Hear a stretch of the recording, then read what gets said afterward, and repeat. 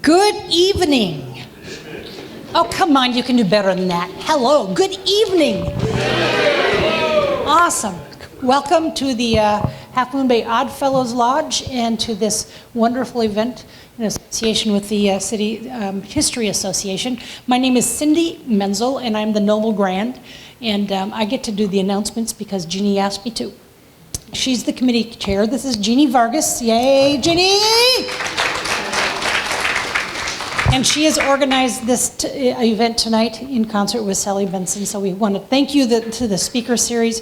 They're planning some wonderful speakers, and we'll be talking to you about that. A couple things I need to make sure you know that we have 2 bathrooms, just in case. One is right there, and one is down around the hall. If you did, some of you evidently had a good time coming up on our elevator. We have that new elevator. It's awesome. Your cell phones, if you haven't turned them off or put them on pleasure mode, please do that now, meaning quiet. And then just be aware that we are filming this tonight. We are videotaping this. And so if you have a question, which you can ask him anytime, not during a Q&A at the end, but if you have something, wave your hand wildly at either Wendy Pine. Wendy, where are you? Stand up and wave, hello. Or Ellen Curie. Where's Ellen? So, and then they'll bring you a microphone. So if you have a question, we're going to ask you to use the microphone, okay? I think that's all of the announcements you asked me to make. And there are 2 exits. The one you came up, and then the one you can go down over there. Alrighty?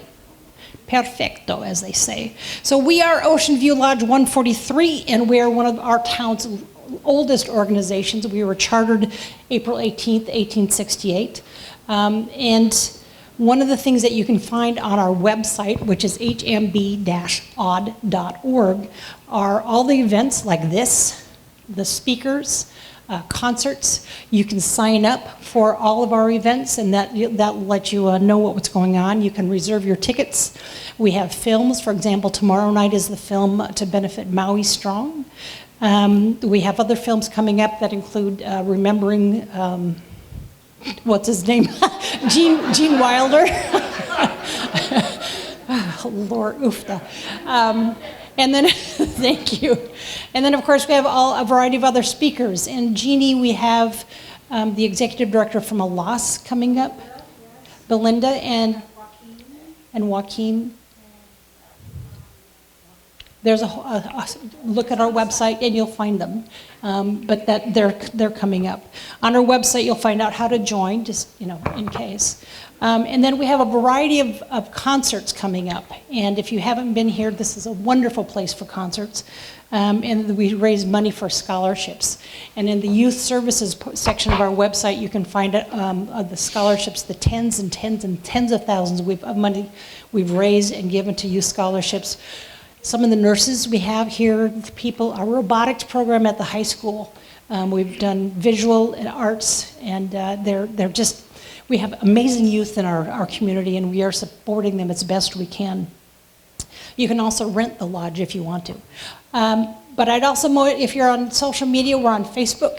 We are also on Instagram, and we are on YouTube. So this video, for example, tonight will be on YouTube, thanks to Blake, one of our other members back there. Yay, Blake! So we are 112 members, and we believe in friendship, love, and truth, FLT. We also believe in fun, laughter, and triumph, and whatever else we can come up with that stands for FLT. So without further ado, I would like to introduce you to Sally Benson with the History Association, and she can tell tall tales about this guy here. But thank you kindly for coming.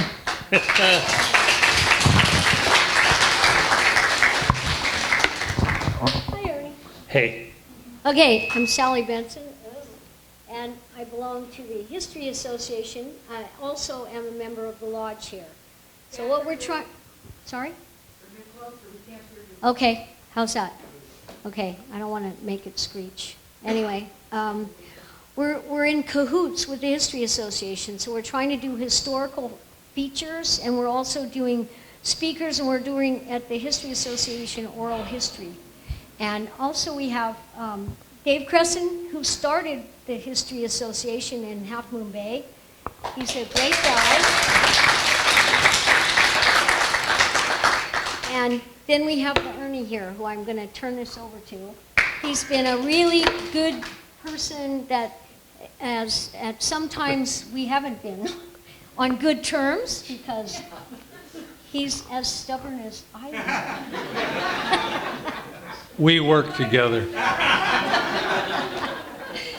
So, Ernie, is there anything I forgot? Oh, yes, we have Ernie's books are for sale on that back table, and he can tell you about what they entail, and he would like you to purchase them because he wants to make a living. And this is an Oddfellows bell that my husband Silvio made. It's great. And he cut this out. Check it out. So have at it, I Ernie. like it. I like it.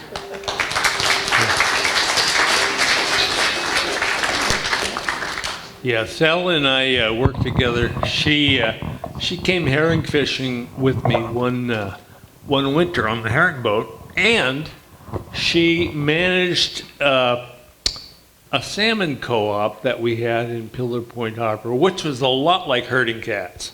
I mean, it really was. It kind of got out of hand in 1988, and collecting money was a real big thing. So, I want to thank you all. Great turnout. Thank you so much. I'm flattered that you're all here tonight. And I hope you enjoy this. So, without further ado, I'll dive right in.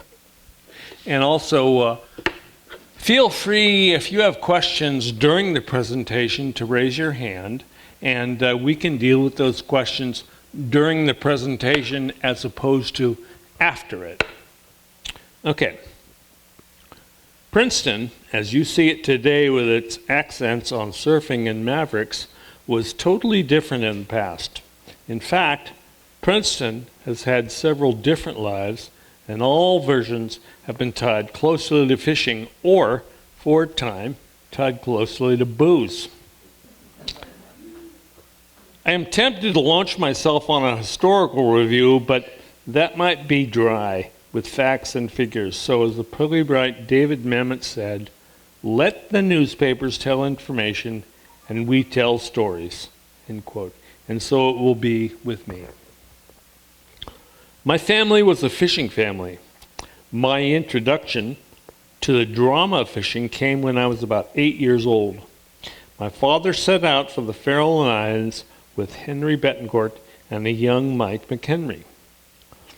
Clearing the buoy and leery of the weather, Henry turned around. As dawn broke, there came a steep sea, and it was apparent to both men that a dangerous storm had come upon them quite suddenly. Mike was but a teen on his little boat, the Gigi, and he turned around for home. My dad, he ran before it in the pounding rain and blowing wind, seeking shelter at Point Reyes. He fetched the point safely and set anchor. However, the next morning, he found that the rain had dripped through a crack in the deck and caused his batteries to go dead. Back at home, nobody told me a thing, but the hushed tones in the house and the absence of my dad told me that something bad was afoot. I soon came to find out that my father was missing. Boats were alerted, and the Coast Guard was alerted, and the fishing vessel Nobi was reported overdue. For 3 more days of anguish, the uncertainty continued. Meanwhile, at the point, my dad was eating cold beans and reading soup can labels for entertainment. The driver of the weekly fish truck to the point saw the Nobi anchored up. The Coast Guard was alerted, and Dad was towed back to port. The next year, the Nobi had a stack of Field and Stream magazines. Flash forward to 1962, I'm 11 years old and having the time of my young life working on the boat. I'm catching fish, I'm making money, I'm eating all the chips and soda I want.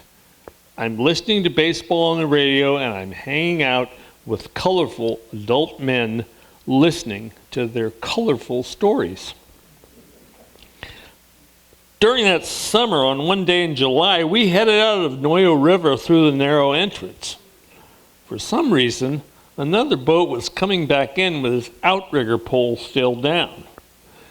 We moved over toward the south wall to give him room to pass, trying to be careful of the infamous submerged rock there. We hit it, bounced over the top of it. We checked for damage. My dad sent me to the stern to look for water while he looked in the engine room for water. We met back in the galley, and we reported no water to each other. But when we looked down, we saw it at the same time. Everything was floating down in the forecastle. We called for help on the radio and headed back in. Brother Mike brought his boat alongside us and tied to us, and my cousin Sandy brought his boat and tied on the other side to keep us afloat.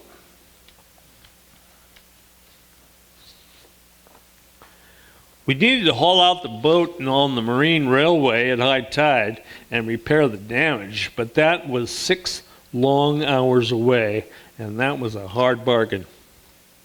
Mike stripped down to his skivvies and jumped over the side to nail plywood over the damage. They put me on a barge pump, pulling it up and down until I thought my arms would fall off. When the water was slowly evacuated, we found the tip of the rock broken off in the splintered hole. We hauled out after 6 arduous hours, and we saved the boat. Years later, when I was about 20, I had another taste of drama working for my brother John on his abalone boat. After a stretch of good weather, a storm hit Princeton in an era before the inner breakwater. John had entrusted the boat to my watch while he went home to Avila Beach. John had secured the boat to the lee side of the pier, stern tied with the anchor out, and neither he nor I feared any sort of trouble. But the problem was, John had not allowed enough slack for the upcoming low tide. When the ropes got short with the low tide, the little boat began banging against the piling, and it punched a hole in the transom. Water filled the stern. I was snuggled up to my girlfriend when I was awakened by a pounding on the door by the fearsome Steve Van Nolen at midnight. He told me that my brother's boat was singing at the dock. Well, I couldn't get down to the dock fast enough. When I saw the boat, I panicked. I saw that she was already going down stern first. Without thinking, I jumped into the water and swam a rope harness to the stern.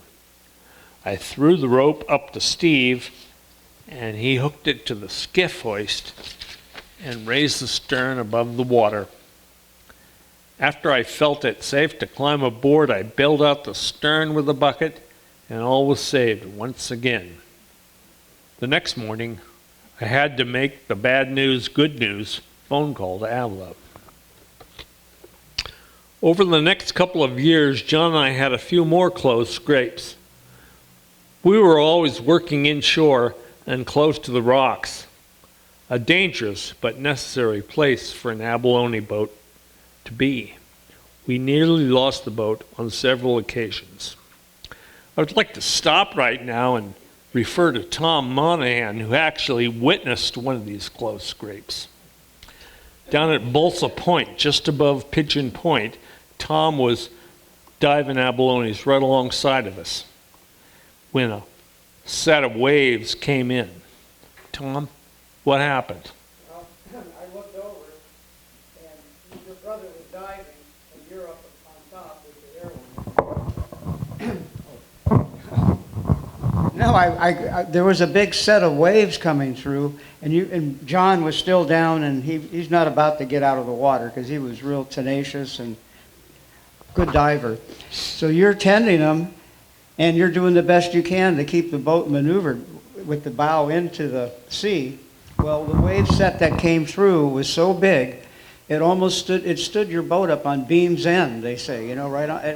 A little more, it would have gone like that, but you, with the long arms, were able to reach forward like that and get the throttle. You just hit the throttle good enough to save the boat. That's exactly right. That's exactly right.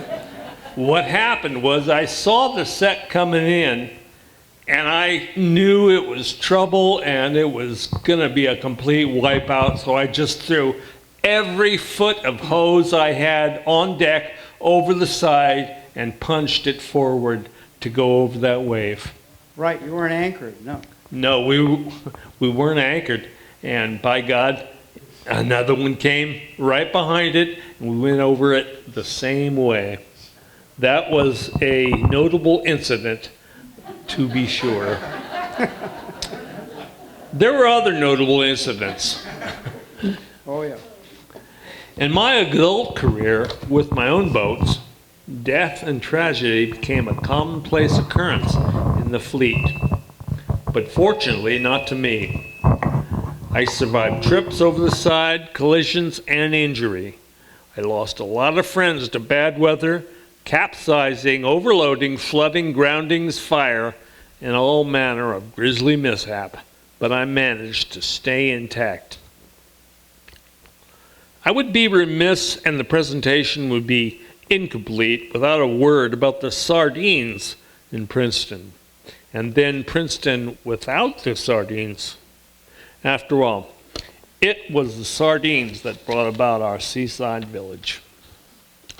For 40 years, there were sardine canneries in Princeton, namely Romeo Packing Company and the Princeton Packers. They thought the sardines would last forever, but the sardines suddenly vanished. What had started in 1915 ended in 1950.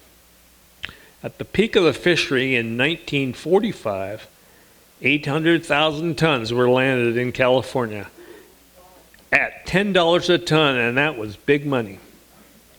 It collapsed in 1946. And petered out over the next 4 years to nothing. Who could fault them for thinking that the sardines would last forever after living with them for 35 years? This cycle of boom and bust would be a reoccurring theme in commercial fishing that I should have taken note of. I fished herring for 40 years, and that was big money too. Then I experienced this boom and bust firsthand, and also quite suddenly. I too never thought it would end like other fisheries before me. In 1980, we got $2,000 a ton. In 1998, it dropped to $300 a ton, and by 2016, the market disappeared altogether, and you couldn't sell them.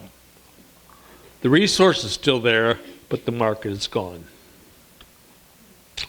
Princeton also had an illustrious 10-year run during Prohibition, and the town was a rollicking place. Booze was big. Princeton's close proximity to San Francisco and its remote places to offload the booze made it the perfect spot for the rum runners. The booze would travel from the ships to the little boats, from the little boats to the shore, from the shore to the trucks, and then over Montero Mountain or through Highway 92 or 84. Everybody was on the take. There was no shortage of money to be spread around and grease the wheels to keep it all moving. Princeton was a heady place, and as my brother John once told a reporter, you could get anything you wanted in Princeton. But that also went bust. Small-scale fishing for salmon and crab took the place of the sardine seiners and canneries in Princeton for the next 40 years, and it continues to this day. But in 2004, crab became lucrative and abundant. Things in fishing began to change. Boats came from as far away as Alaska to harvest the crab, and they had big seasons in short order. The lure of quick money changed the complexion of commercial fishing on the entire West Coast, and crab was king. California, Oregon, and Washington all had crab. Boats were built, lengthened, or sponsored for the specific purpose of crab. Catch more, hold more, pack more traps. Boats in the crab fishery. Prior to the crab boom, and for 30 years, it was only wages. Crabbing was just a sideline, just something to occupy the winter months. It was belly up by today's standards. That was my era in crab fishing. For 30 straight years, I scratch fished for crab, only managing to gain wages. But it was enjoyable just the same, and there was no pressure, no competition, no zero-sum game, and there was camaraderie among the few boats participating. It was also the era of market orders and strikes. It was a cardinal rule that we did not go fishing unless the price was settled beforehand and we had a guarantee from the buyers on the price. Nowadays, that doesn't happen. The crab boats just go fishing, not knowing what the price will be when they come back in. Climate change, as we all know, is a factor we are all dealing with today, and especially fishermen. The warming waters promote domoic acid in the crab, and the state does not allow a fishery when certain levels of acid are detected in the crab. Whales also have become a problem. Some whales inadvertently entangle themselves in crabline, and the whale population is booming. Where they once migrated, the whales now linger all year long in the warm waters and feed on the abundant anchovies. Some whales entangle themselves, and the whales have an ESA listing, so restrictions apply to the crab fishery when too many whales are present, which they always are.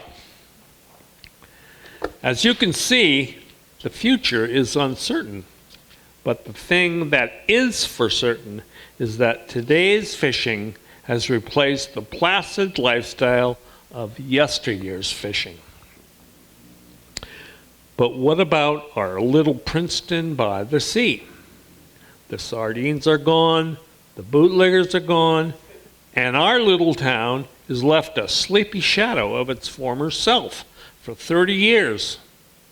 That fit in well with the rural surroundings of artichokes, Brussels sprouts, and it suited most of the residents just fine. During this time, I grew up with some notable characters such as William X-Ray, Lucky, Dago, Groy, Diver John, and Mike McHenry, just to name a few. During this era in Princeton, it wasn't so much that there was money to be made in fishing, but an enjoyable life was to be had in fishing. I heard William X-Ray say once, "Hell, the Depression could come and go, and Patsy and I wouldn't even know the difference." The Coastside was populated with unique characters such as X-Ray, and we had the place all to ourselves.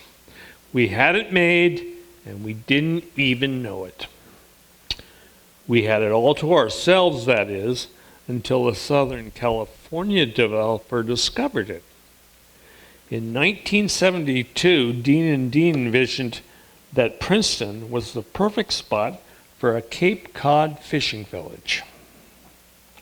They bought Ida's Seafood Restaurant and turned it into the Shorebird. They built Clipper Ridge and Frenchman's Creek, and large housing developments came to the coast. Half Moon Bay Properties began acquiring agricultural land for future plans, and my beautiful strawflower fields disappeared.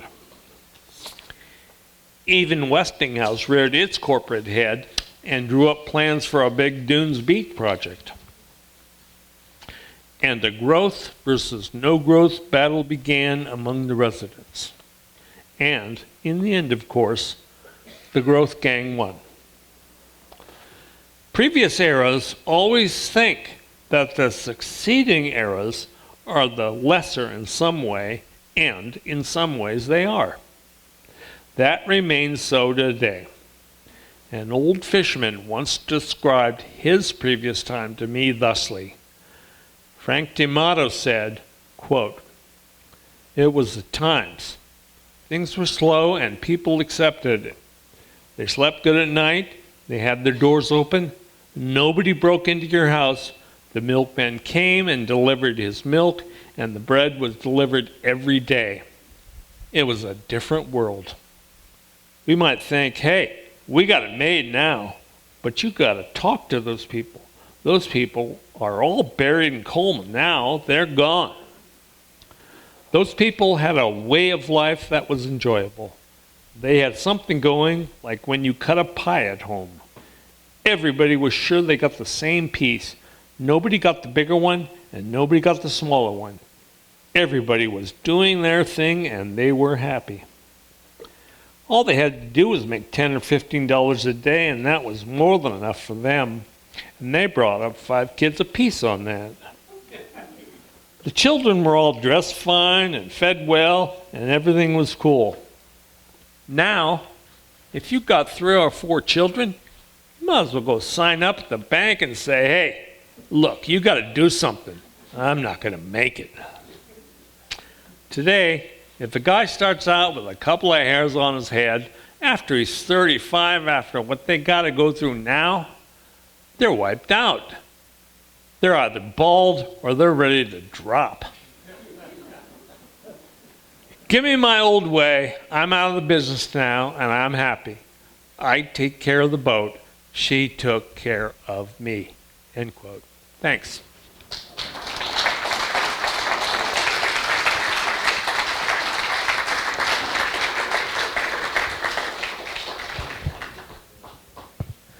So there's a few old-timers here, I see. Zabo, Tom Monahan, Grant. They have stories of their own at the coast, the old Coastside. The old Coastside. I mean, I can remember times when I'd be hitchhiking on the road and no cars would even come by, and I'd quit. I'd just go home because there's no cars. Unheard of, I know, today, but true fact. So, you all write your own history now. The future belongs to you. You can all, I had my history here. I left in 2004. Yeah. I ended my career fishing in 2016, but before that, I was a harbor patrolman down at Pillar Point, and I ran the boatyard, the marine haul-out. That's not there anymore because your harbor district decided they just want to tear everything apart. And when I saw Romeo's Pier go away, it made me sick. Because I grew up there. I mean, I was a little kid. I mean, that's where I grew up, right there. And that's where all you old-timers grew up, is right there on that pier. Those were the days, boy, I'll tell you. So, thank you very much. And I am here for any questions you might have. Ellen?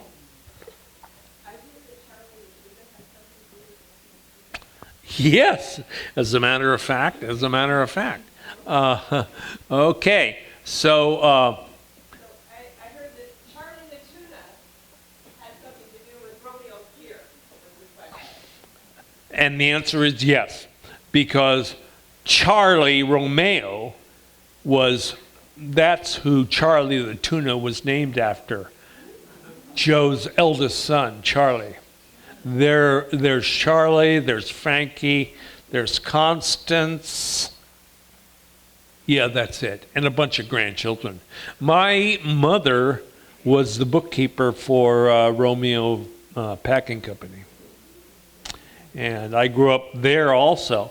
Interesting, that building, man, I hope that building always stays, because Frankie told me that building was designed by a Swedish boat builder. And if you walk around inside that building and you look up, it's just like the ribs of a boat. It's really a unique building, the wood arches and the way it's put together. But yeah, Joe sold that moniker Charlie the Tuna to Starkist. Might as well.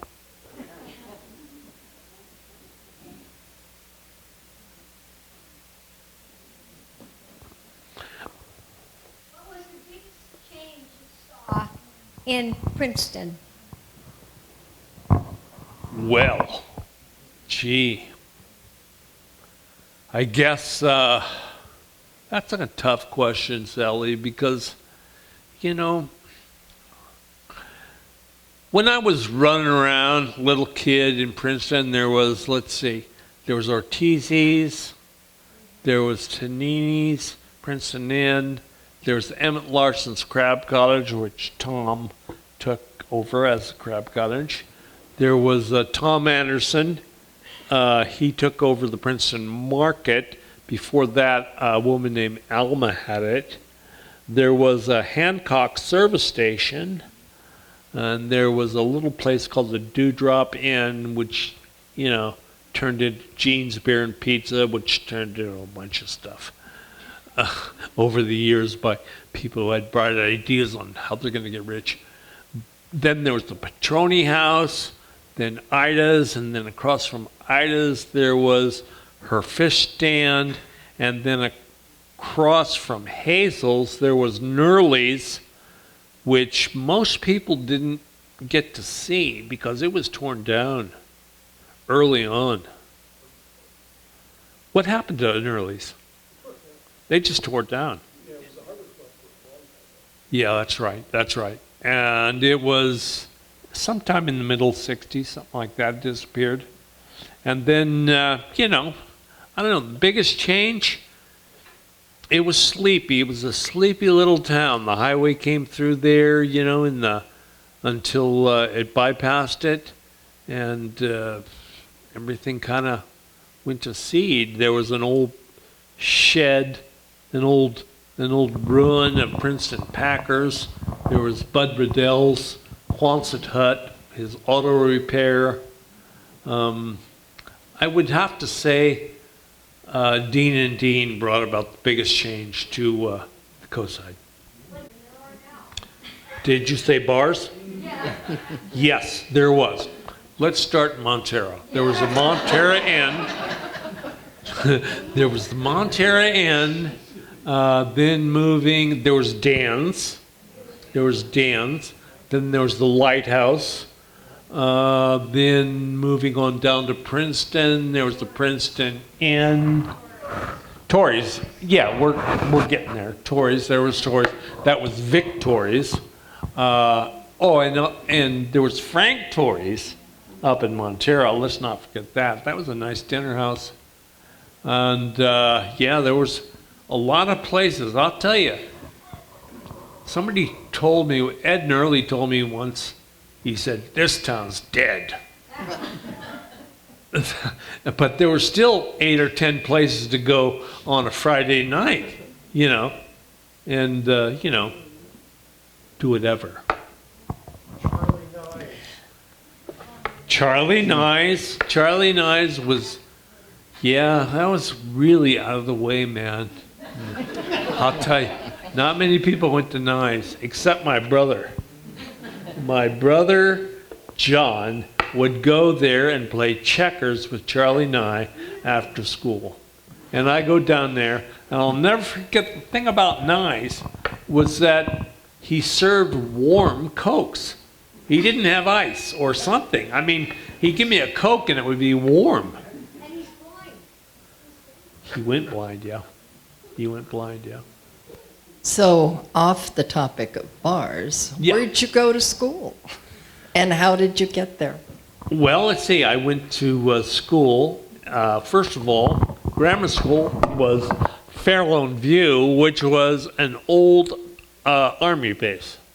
It was across the highway and up the hill from the lighthouse. That was Fairlawn View Elementary. Then I went to Half Moon Bay Elementary, and then I went to Cunha. We were the first class in Cunha when it was intermediate. Then I went to Half Moon Bay High School, and that didn't work out so well, so I dropped out. And hitchhiked every night to Galileo Adult Continuation School. Yeah, that's where I went to school. Such as it is. Oh, gosh. Yo. Somewhere in the 80s, I became acquainted with some commercial abalone divers, Sexton and Don Stupefeld. And they told me all kinds of adventurous stories of diving out at the Farallon Islands. I'm wondering if you had any stories of fishing or diving out there. We dove there often. It was a favorite place for my brother to go, but the weather had to be flat calm. Whenever the weather got flat calm, we'd go hit the islands.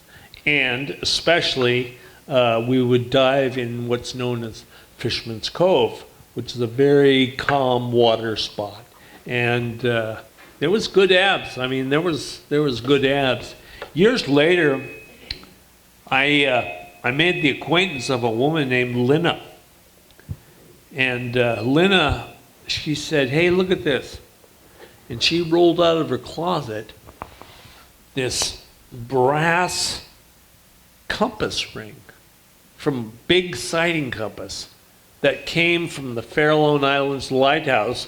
It burned. And it was all warped. This compass ring was all warped. And she said she got it from some abalone divers that came through town. And they had it. But that was the spot. That was the spot, all right. Is there sharks here? Well, you know, we didn't have any problem with sharks, and I asked my brother once about that, and he didn't seem to be too concerned. He said that, you know, when a shark came around, he would just go down to the bottom and lay there. He would just lay on the bottom until the shark went away. There was a time where there was a shark incident while I was fishing with John. And John was not in the water. A friend of ours who was kind of an outlaw diver, we were diving in an area that was closed. We were diving along the bluffs of Point Reyes, and we were diving at night, and he had a light. Yeah, and what can go wrong? You know, what can go wrong? So this guy Jim is diving in the water, and we saw a shark. John and I saw a shark from the boat. And, you know, I pulled on the hose to get Jim out of the water, and I just kept pulling hose and yarding him onto the boat. He got to the ladder just as the shark got to the ladder, and John was there with the shotgun, waiting. But Jim was in the way. He had to wait till Jim got on the boat before he fired at the shark. I mean, it was like really scary, you know. But anyway, he took a shot and missed Jim and hit the shark. That was the notable shark incident of my life. How about the time at the Farallones when the Coast Guard ordered you to hit your brother out of the water? Remember that? That's right. I forgot all about that. Tell the story. Okay. So we made this trip to the Farallones, and I in my own boat, and John and Ernie in their boat. So we anchored up in Maintop Bay, which is a big cove over there at the Farallones. And John gets in the water, Ernie's holding onto the airline, and he's pulling up pretty good bags of abs at that point.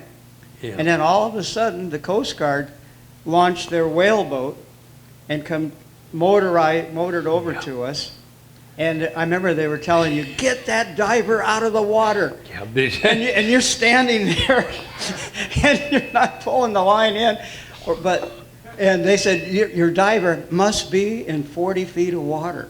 They said something like that. And I had the rules and regs on me, so I waved them over and I showed it. It said 20 feet. But they were going to have you pull John out because they said he needed to be in 40 feet. Yeah. But you were steadfast. You weren't about to. No, because I knew the law. And I had a lot of incidents with shallow water diving. Shallow water diving was big no-no, okay? 20 feet or greater was the regulation. And, I remember down above Bolsa Point, there was a little old lady in tennis shoes that called the cops on us because she thought we were in shallow water. And then off of Montera, they called the game warden because they thought we were in shallow water. There was even one time where we got a ticket for shallow water diving, and we went to the courthouse for a pretrial discovery. And the prosecuting attorney, took out pictures of what they thought was us, but it wasn't even our boat. And we said, that's not us. That's not us. Summarily dismissed right there on the spot. Yes, shallow water diving. Never forget it. By the way, there is no more abalone diving, unfortunately. Well, I don't know about that, but the thing is, Pat, you say there's no more abalone. Actually, there's less abalone, and what there is no more of is kelp, which is what the abalone feed on, because there's a little inside baseball. An urchin fishery developed out of Fort Bragg, and they harvested all the red urchins, and all that was left were these purple urchins, and they ate all the kelp, and it never came back. And that's what the food was for the abalone. But I'm told by Frank Benter that they are coming back. That's what I'm told. I've got a question. Yeah. What do you think about the arrival of big wave surfing, and what effect do you think that has had on Princeton and the area? Do you have any comment on that? That was before you left, I guess. After you left. It was happening when I was there. I think it's all rather silly. I think it's all kind of silly, really. I understand it's a corporate event now. While I was working for the Harbor Patrol, it started to become hyper commercialized with helicopters taking high definition videos of the surfers, and I think it's just okay, good. They're having fun, great. Good, but it's not. I don't know. It's not intrinsically Princeton as far as where I'm coming from. Princeton's fishing. This is some kind of Santa Cruz thing. No offense, Matt. I have a question for Yeah. you. Yeah. Can you talk a little bit about what life was like for fishermen prior to the building of the breakwater, and then how that impacted the fish industry? Excellent question. And then the building of the inner breakwater? Excellent question. Okay, so before the breakwater, in order to work out of Princeton, you had to have a anchor and chain, and you would row out to your boat on the mooring. And and that was fine in the summer, but in the winter, it was exposed to the southerly weather. So you had to leave. You had to get your boat out of there, or else, take a chance and leave it. So my father and Henry Betancourt, they would run the boats up to Sausalito. And they would, sit out the duration of the storm in Sausalito. So there was quite a bit of sheltering done in the marina. An old picture shows an old marina right at Sally Stanford's. That's where they all would hang out. Sterling Hayden was there. The whole gang was there. There was a real Sausalito gang. That Ernest Gann was there, and you name it. It was a good place to be. There was also in the estuary in Oakland a place called Evans Radio Dock, which is right across from Coast Guard Island, and it was completely sheltered from any kind of weather. And when I was a kid, the boats would tie up there for the winter, and there would be, 15.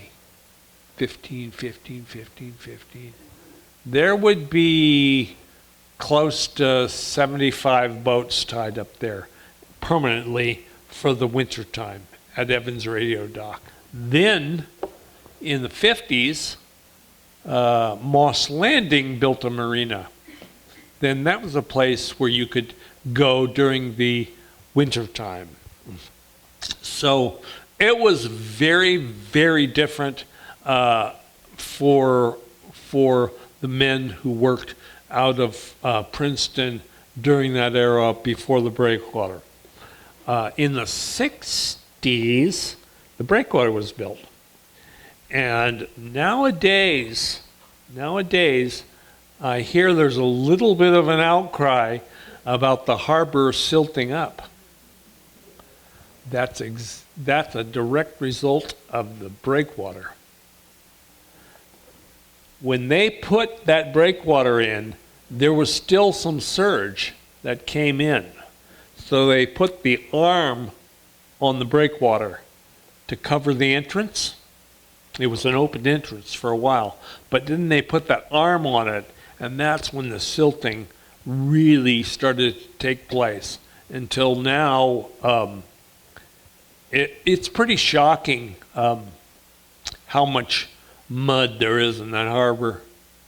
In fact, at a low tide, at a minus tide, you can walk all the way to the entrance to the harbor from Mavericks. It's all exposed mud. And there's nothing to be done about it. I mean, you can't dredge that and put that amount of spoils anywhere. I mean, nobody wants dredge spoils, especially from the dirtiest harbor in California, which that harbor is. It has the highest fecal content of all harbors in California. Yes. What's that? Yeah, pooping in the water. Pooping in the water. When I worked for the harbor, we had a pump out station where, ostensibly you could go and pump out your holding tank and get the poop out of it. No one ever used it. In fact, it didn't even work half the time. It was a non-event. So, that's how it is. That's just how it is. Ernie. John. Yeah, I worked for Sam around here at the Sewer Authority for a long time, and one of my jobs was to go out and test the water in the harbor for the county. Right. And they've done, I don't know how many tests they did, they kept coming back with different things. The dumbest one I thought was, it's deer is what's doing the water. From Denison Creek, where our water comes from that we drink. Yeah. They say we have so many deer up there. And I'm going, wait a minute. We don't have the most deer in the whole world or something. It's not deer. Come on. It's the people. You're living on a boat out there. You're not going to go walk over to the end of the pier to go take a dump in the middle of the night. No. It's just going over the side. Yeah. So that was one of them. Another one was the breakwater. I used to surf, where there's a creek that comes out by Mavericks conference building or whatever. We used to surf there before the big arm across the opening was. Nice little waves about that high. Yeah. I used to row my skiff over there and try and surf in my skiff. Of course, it would get swamped, but it's part of the fun, I guess. Romeo's Pier. We used to catch halibut, huge halibut, all along there. I was going to say, there was sand. There was sand right where you're talking about surfing. Yeah. And in the summer, the halibut would come in and you go scuba diving in about 3-4 feet of water, and all this. The sand would explode, and it was a halibut. Yeah, giant, big stuff. Yeah, it changed quite a bit. Now Everything. the harbor bottom is all mud, thick, silty mud. There's no sand. And one more breakwater complaint. If you go to the end of the part by El Granada, the end that breakwater, whatever that is, the south breakwater, go by the land there. Now look to the Miramar Beach Inn. From there to the left, that used to be all dirt. That's true. When we were surfing back in, late high school years, we'd back our Volkswagen buses right up to the, back them right in there and go surfing. Lay there in the back of the Volkswagen bus, jump out, you're in the water, away you go. But you could drive there. In fact, you could still drive the road that went all the way to Miramar. When I first moved here, that light at El Granada, that was a road. It went along all the way to Miramar. All that is the erosion that just happened because of the breakwater. That's true. Yeah. That's true. And I'll tell you, something that I have a personal problem with, and a lot of people, don't see it this way, but when the inner breakwater was built and the marina was built, it changed the type of fishermen that worked in the harbor. We had a lot of tweakers. It was like it was like a trailer park. It was, it was so easy to have a boat. And when I worked for the harbor, and we'd get 12, 15 derelict boats a year because people would just abandon them. So, to answer to your poop problem, people, these liveaboards, we called them sneak-aboards. People would sneak aboard and live on this boat because it was convenient. It was easy for them to do it, and it was cheap rent. It was cheap rent. So, you have that to deal with now. Yeah. Wait a minute, Ernie. What about John Dooley and the factory ships coming down from Alaska? With my good friend and roommate Jack Jones driving the factory ship. That's true. Well, Bobby happens to be here tonight. Bobby Dooley, who also drove one of those boats in the Bering Sea. 35 years? Oh my God, Bobby. Jesus Christ. That's a long time. Yeah.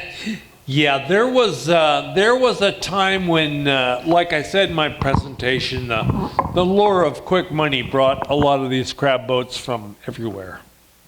And they made good money, man. They made really good money. And that wasn't the case in my day. We could just barely make wages.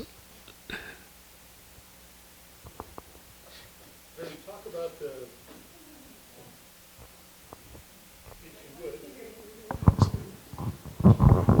thank you, if you would. Ernie, talk about the launch ramps in the harbor, starting with Rotten Ralph's.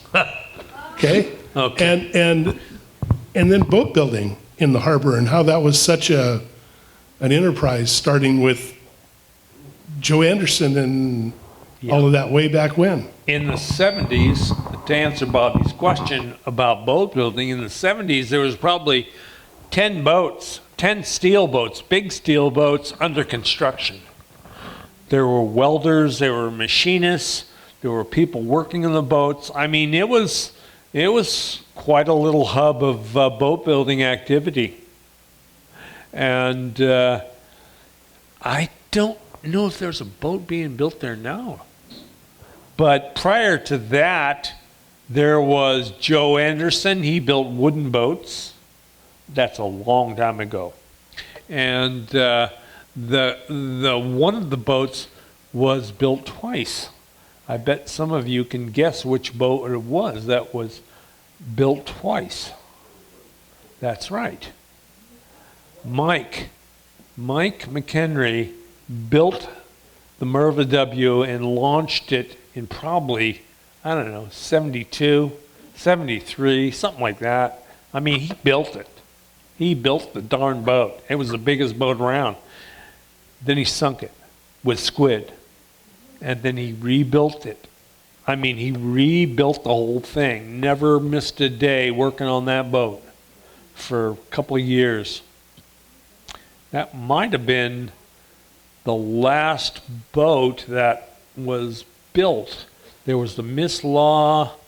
There was a bunch of them. I can't remember them all. Caitlin Ann was built over at Bob Ress's.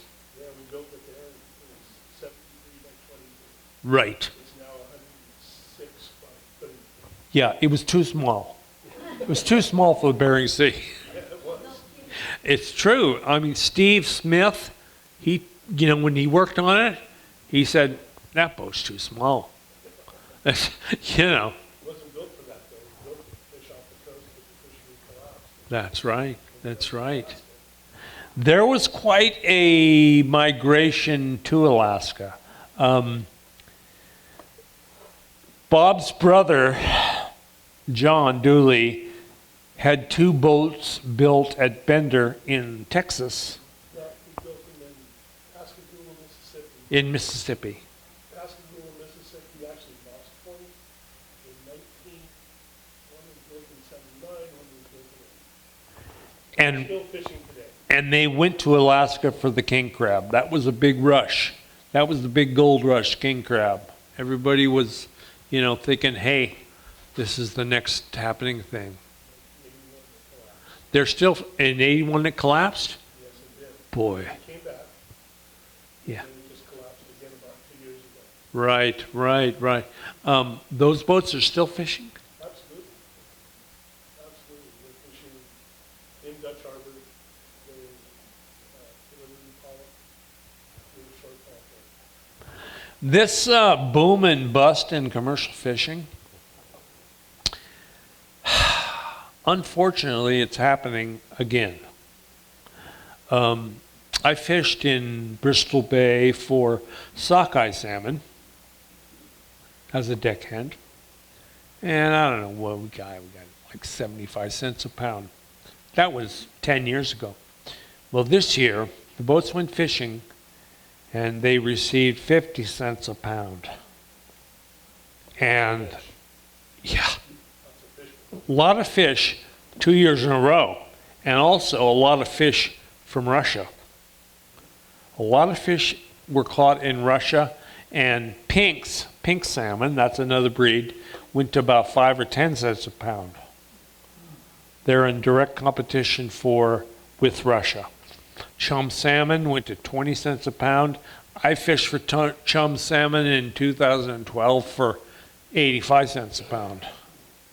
So I hope they weather it okay, but for the time being, it's going to be some hard sledding for them, I'm afraid. But that's fishing. That's right. That's right. I mean, anybody that's been around fishing long enough is kind of used to it, really. I mean, you know, this is something that they've seen once or twice in their career. And you just got to roll with it. That's all there is to it. Unfortunately, my little herring fishery is gone. I don't get to roll with that. That's gone forever and it's not coming back. I mean, because they just stopped eating herring roe. They just stopped. Oh well. Fortunately, I found a buyer for the boat and the permits before it crashed. That was close. That was really close. I'd still be sitting on it right now.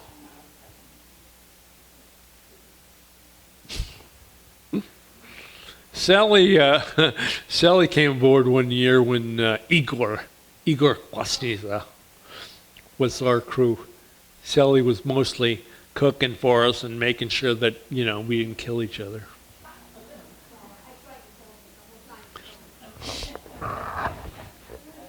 There you go. I tried to kill Ernie a couple times, and I think he tried to kill me too, but I wouldn't die. So. Sally just didn't quite understand that she had to do what I said.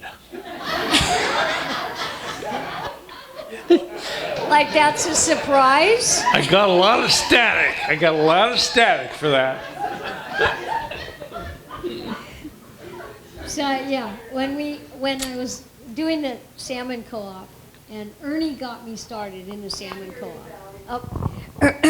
Ernie started me in the salmon co-op, and he persuaded me to be the manager. So it was a disaster from the start because I didn't know what the hell I was doing, and so I would call the boats in the middle of the night, and then they would come in, and I would have to go get a bonner with a how do you call it, and load the bonner with the fish and go back, and then load the fish into boxes and deliver it. So 24 hours later, I was like this, paralyzed, but we did sell some, but it was a rough year. We would not have had any kind of season at all if it weren't for Sally doing the work that she was doing.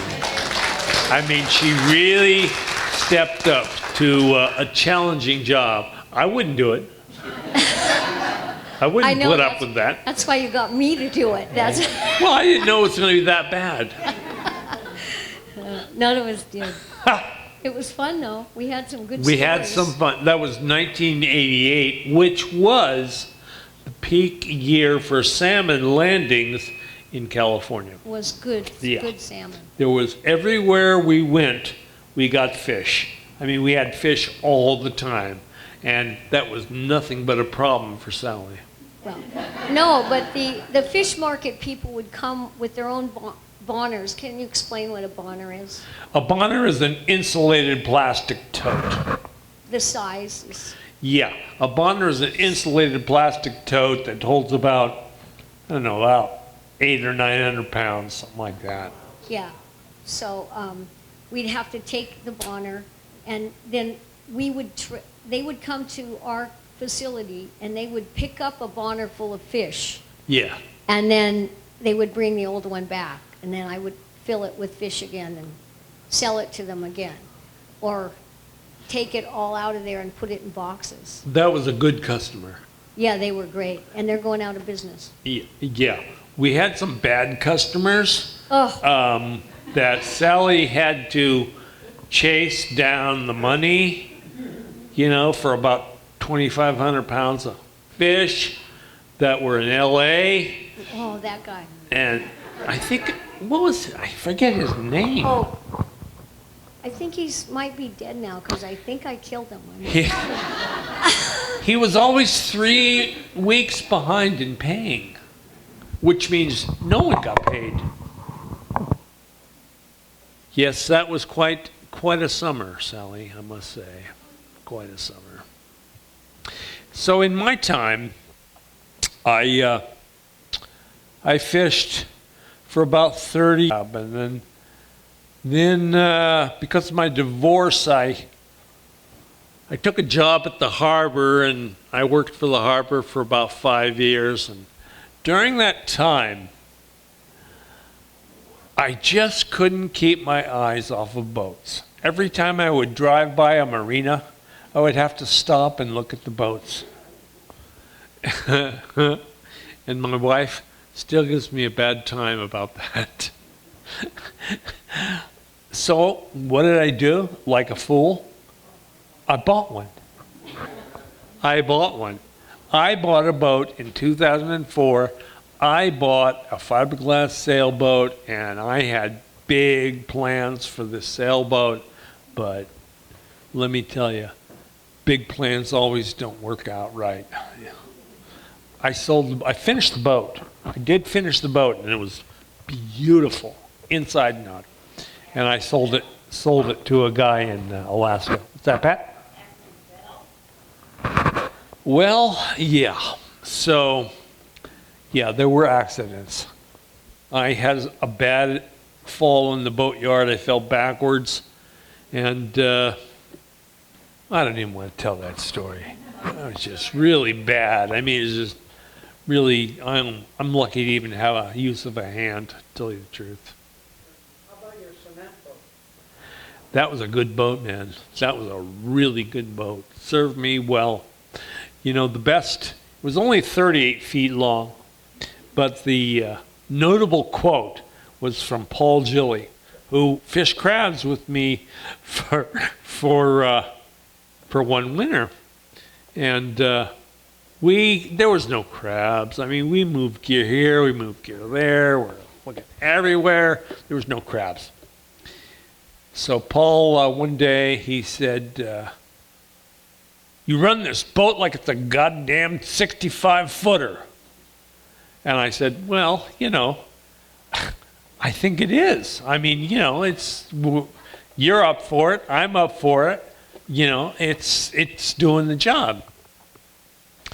Finally, Paul just stepped off we finally located crab, and Paul just said, I'm out of here. You can have my share, I'm out of here. Good old Paul, he was a good man.